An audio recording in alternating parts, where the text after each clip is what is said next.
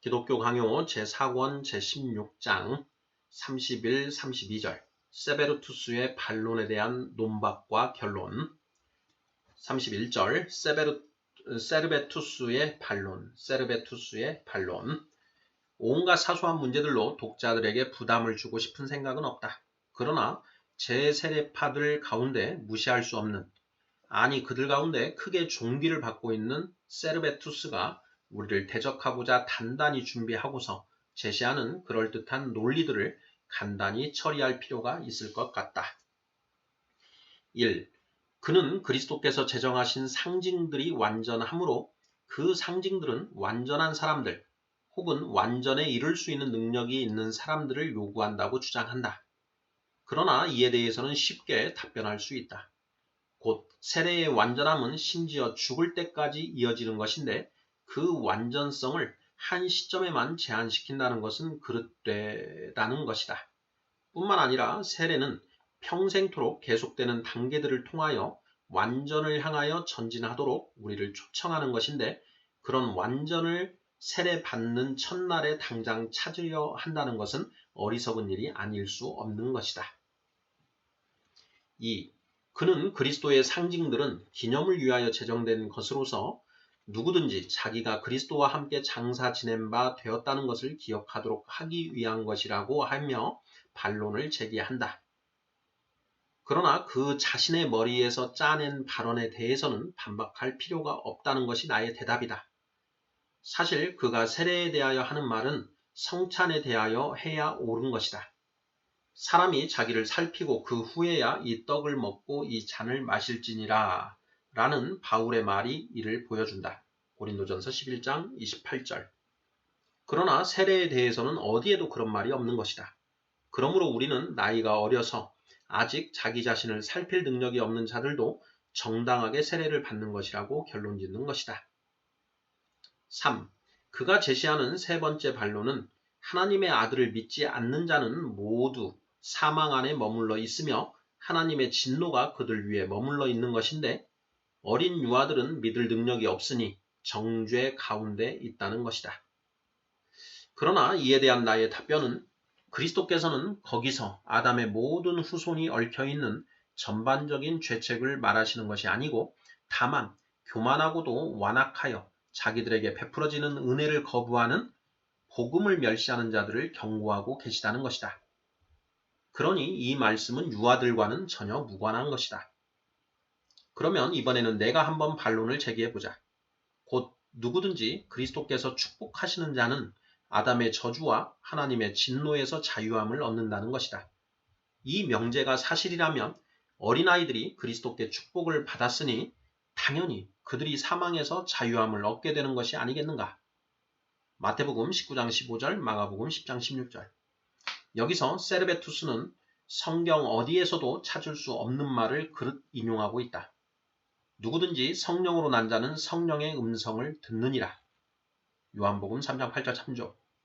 그러나 설사 이 말이 성경에 기록되어 있다 손 치더라도 이 말로써 증명할 수 있는 것은 오로지 성령께서 신자들 속에서 역사하심에 따라서 신자들에게서 순종이 형성된다는 것밖에는 없는 것이다.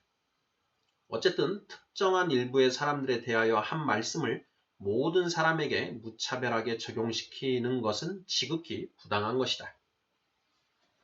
4. 그의 네 번째 반론은 육적인 것이 먼저 오기 때문에 세례를 위해서는 장성할 때까지 기다려야 한다는 것이다. 세례는 영적인 것이기 때문이라는 것이다. 그러나 물론 육체로 출생한 아담의 모든 후손들이 모태에서부터 정죄의 상태에 있다는 것은 나도 인정한다. 그러나 그렇다고 해서 하나님께서 즉각적인 치유책을 베푸실 수 없다는 논리는 받아들일 수 없다. 영적인 삶이 새로이 시작되기까지 여러 해가 소요되도록 하나님께서 정하셨다는 세르베투스의 논리는 입증될 수가 없는 것이다. 바울이 증거하듯이 신자들에게서 난 자녀들은 본성적으로는 잃어버린 상태에 있으나 초자연적인 은혜로 말미암아 거룩한 상태에 있는 것이다. 고린도전서 7장 14절. 5. 그 다음 그는 한 가지 알레고리를 제시한다. 곧 다윗은 시온산을 정복하러 올라가면서 맹인이나 불구자가 아니라 힘센 군사들을 데리고 갔다는 것이다. 사무엘하 5장 8절. 그러나 가령 내가 하나님께서 맹인들과 다리 저는 자들을 하늘의 잔치에 초대하시는 비유의 내용을 제시하여 반격한다면 누가복음 14장 21절. 세르베투스는 과연 이런 난제를 어떻게 처리하겠는가? 또한 다리 저는 자들과 불구자들이 그 전에 다윗을 섬기지 않았었는지를 묻고 싶다. 하지만 독자들이 성경의 역사에서 발견할 수 있듯이 이런 식의 논리는 순전히 거짓을 근거로 짜 맞추어진 것이므로 이것을 길게 논한다는 것은 쓸데없는 일일 것이다. 6. 그는 또 한 가지 알레고리를 제시한다. 사도들은 사람을 낚는 어부였지 어린아이들을 낚는 어부가 아니었다는 것이다. 나는 이를 되받아 묻고 싶다. 복음이라는 그물에 온갖 종류의 고기들이 모여든다는 그리스도의 말씀은 과연 무슨 의미냐고 말이다. 마태복음 13장 47절. 그러나 나는 알레고리 따위로 장난을 하고 싶지 않기 때문에 곧바로 답변하겠는데 사도들이 가르치는 임무를 부여받았을 때에 어린아이들에게 세례를 주지 못하도록 금지를 받은 일이 없다는 사실이다. 그러나 아직도 궁금한 것은 복음서 기자가 그들을 가리켜 안드로푸스, 이는 예외 없이 인류 전체를 다 포괄하는 용어인데 안드로푸스라고 부르는데 어째서 세르베투스는 어린아이들이 인간이라는 것을 부인하는가 하는 것이다. 7. 그의 7번째 반론은 영적인 것들은 영적인 것과 일치하므로 영적인 성격이 없는 유아들은 세례에 적합하지 못하다는 것이다. 그러나 당장 분명하게 드러나는 사실은 그가 바울의 진술을 심하게 왜곡시키고 있다는 점이다. 바울은 가르침을 다루고 있다. 고린도 사람들이 그들의 허망한 영리함에 스스로 우쭐해져 있을 때에 바울은 그들이 아직 하늘의 도리의 가장 초보도 아직 가르침받지 못한 상태라고 하면서 그들의 어리석음을 꾸짖었다. 이런 말씀을 근거로 하여 유아들에게 세례를 베풀지 말아야 한다고 결론을 지을 사람이 과연 어디 있겠는가? 어린아이들이 육체에서 났으나 하나님께서 친히 값없이 양자 삼으심으로 그들을 거룩하게 하셨는데 말이다. 8. 그는 또한 그들이 새로운 사람이라면 영적인 양식을 먹어야 한다고 하며 반대한다. 그러나 이에 대해서도 쉽게 답변할 수 있다. 곧 세례를 통하여 그들이 그리스도의 양무리의 영접을 받으며 그들이 성인이 되어 단단한 음식을 견딜 수 있을 때까지 그러한 양자됨의 상징만으로 족하다는 것이다. 그러므로 우리는 하나님께서 성찬에서 분명하게 요구하시는 것처럼 자기를 살필 수 있는 때가 오기까지 기다려야 하는 것이다. 9. 이어서 그는 그리스도께서 그의 모든 백성들을 부르사 성찬에 참여하게 하신다고 하며 반론을 제기한다. 그러나 그리스도께서는 이미 그의 죽으심을 기념하도록 준비가 되어 있는 자들 이외에는 아무도 성찬에 참여시키지 않으신다는 것이 너무나도 분명한 것이다. 이렇게 본다면 유아들은 자라서 성인이 되기까지 그들 나름대로의 고유하고도 적절한 지위에 있으면서도 외인은 아닌 상태에 머물러 있는 것이다. 그런데 그는 출생한 다음 먹을 수가 없다면 그것은 그야말로 끔찍한 일이라고 한다. 그러나 나의 답변은 영혼은 성찬을 먹는 외형적인 행위와는 다른 방식으로 양식을 공급받기 때문에 유아들이 비록 상징에는 참여할 수 없지만 그럼에도 불구하고 그리스도께서 그들의 양식이 되신다는 것이다. 그러나 세례는 그저 교회로 들어가는 문이 열리는 것 이외에 아무것도 아니므로 성찬과는 전혀 경우가 다른 것이다. 10. 세르베투스는 다시 이 일을 제기한다. 곧 선한 청지기는 적절한 시기에 그의 권속들에게 양식을 나누어 준다는 것이다. 마태복음 24장 45절. 물론 나도 이 사실 자체는 기꺼이 인정한다. 그러나 대체 무슨 근거로 세례를 위한 적절한 시기를 규정하여 유아기가 적절한 시기가 아니라는 것을 입증할 것인가? 더 나아가서 그는 밭이 휘어져 있으니 속히 추수를 하라고 하신 그리스도의 명령을 덧붙인다. 요한복음 4장 35절. 자, 그리스도께서 말씀하신 뜻은 다만 사도들에게 그들의 수고한 열매가 나타나는 것이 보이니 더욱 열심을 내어 가르치도록 스스로 대비하라는 것이다. 과연 이 말씀을 근거로 오로지 추수 때만이 세례를 거두는 시기라고 결론 지을 사람이 어디 있겠는가? 11. 그의 11번째 논지는 최초의 교회에서는 그리스도인들과 제자들이 동일한 사람들이었다는 것이다. 사도행전 11장 26절. 그러나 이미 보았듯이 그는 일부분을 근거로 전체를 규정하는 오류를 다시 범하고 있는 것이다. 제자들이라 불리는 자들은 성년이 된 사람들로서 이미 가르침을 받았고 그리스도의 이름을 지닌 자들이다. 마치 율법 아래에 있는 유대인들이 모세의 제자들일 수밖에 없었던 것처럼 말이다. 그러나 그렇다고 해서 하나님께서 자기의 권속에 속하는 것으로 확증하신 어린아이들이 외인들이었다는 식으로 결론을 내린다는 것은 부당한 것이다. 12. 그는 또 주장하기를 모든 그리스도인들은 형제들이지만 어린아이들은 성찬에 참여하지 않는 이상 형제들에 속하지 않는다고 한다. 그러나 나는 오직 그리스도의 지체인 자들만이 하늘나라의 상속자들이며 그리스도께서 어린아이들을 안으신 것이 양자됨의 참된 증표였으며 이로써 유아들이 성인들과 하나가 되며 또한 일시적으로 성찬에 참여하지 못한다 할지라도 그것 때문에 교회의 몸에 속하지 않는 것이 아니라는 본래의 원칙으로 다시 돌아가고자 한다. 사실 십자가에 달려서 회심한 강도는 성찬에 참여한 적이 한 번도 없지만 그렇다고 해서 경건한 자들의 형제가 되지 못한 것이 아니었다. 13. 그는 이어서 덧붙이기를 양자의 영으로 말미암지 않고는 어느 누구도 우리의 형제가 될 수 없는데 오직 믿음으로 들음으로써만 양자의 영을 받을 수가 있다고 한다. 이에 대한 나의 답변은 그는 언제나 똑같은 그릇된 사고에 계속해서 빠지고 있다는 것이다.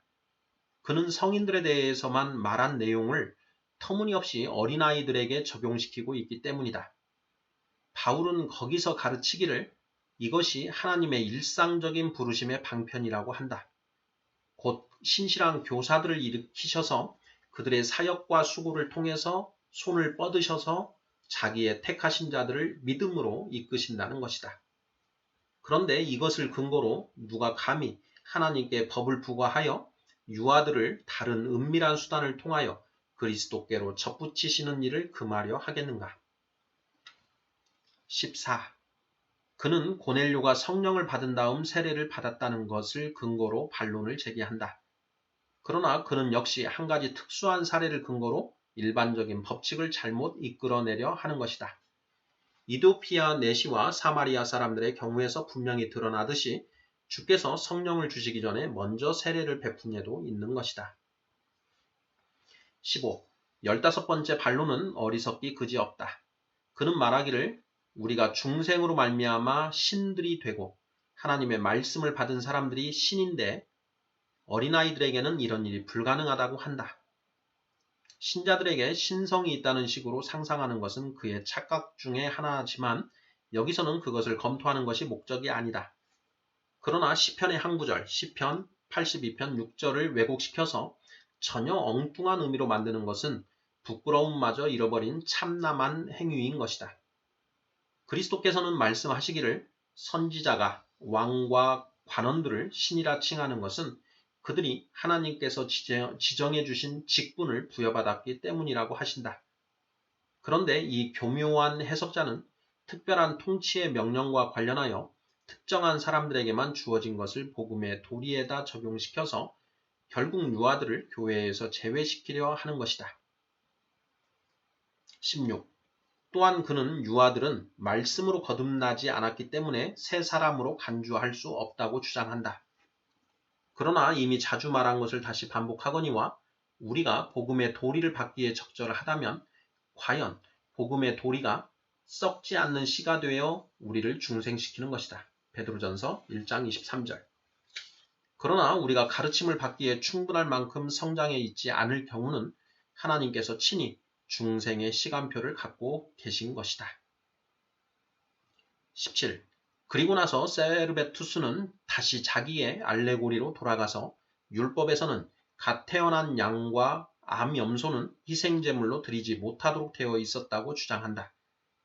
이에 대해서 굳이 상징적인 해석을 하자면 처음 난 것은 모두가 자궁을 열고 나올 때부터 하나님께 거룩한 것이며 따라서 1년 된 순양을 제물로 드려야 했다고 말할 수 있을 것이다.